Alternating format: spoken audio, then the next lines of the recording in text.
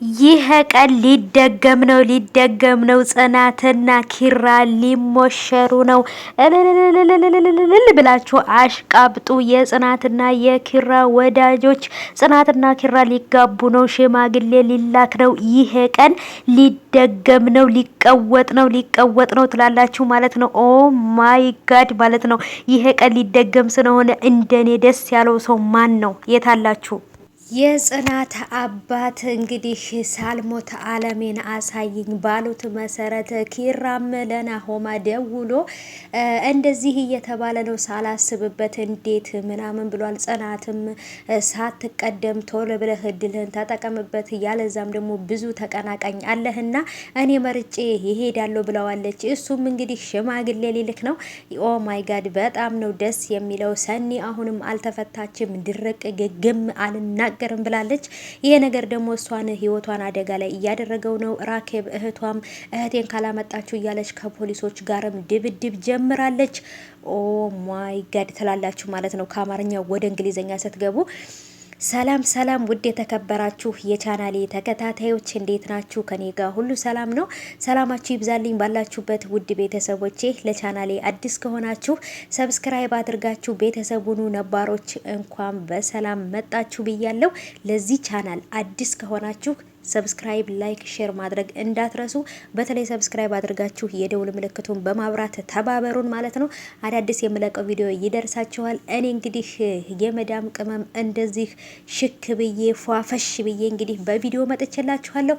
በቪዲዮ ስመጣ ብዙዎቻችሁ ደስ ስለሚላችሁ በጥራት እንግዲህ በፎቶ ብቻ ሳይሆን በቪዲዮ መመጣለሁ ብያችሁ ነበረ።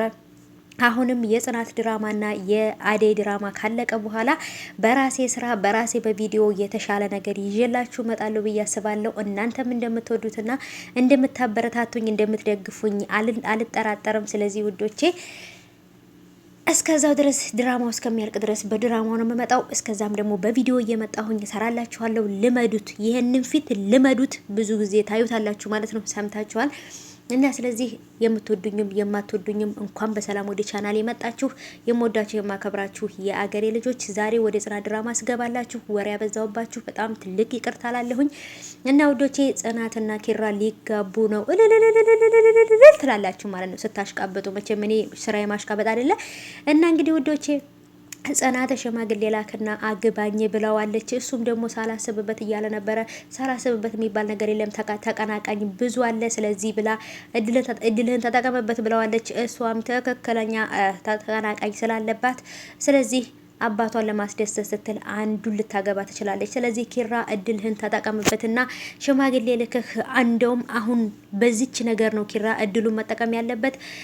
ለጽናትም አብሮ አደግም የጽናት አባት ልጁ ድንገት ሊያገባት የማይፈልግና ትዳር የማይፈልግ ከሆነ ጊዜዋንና ሰዓቷን እንዲያቃጥልባት አልፈልግም። ስለዚህ ጊዜና ሰዓቷን መጠቀም አለባት ብሎ አናግረውት ነበር ማለት ነው። እሱም ደግሞ በጣም ይወዳታል፣ ያፈቅራታል። አትጨነቁ አባባ ምንም ችግር የለውም ብሎ ነግሮታል ማለት ነው።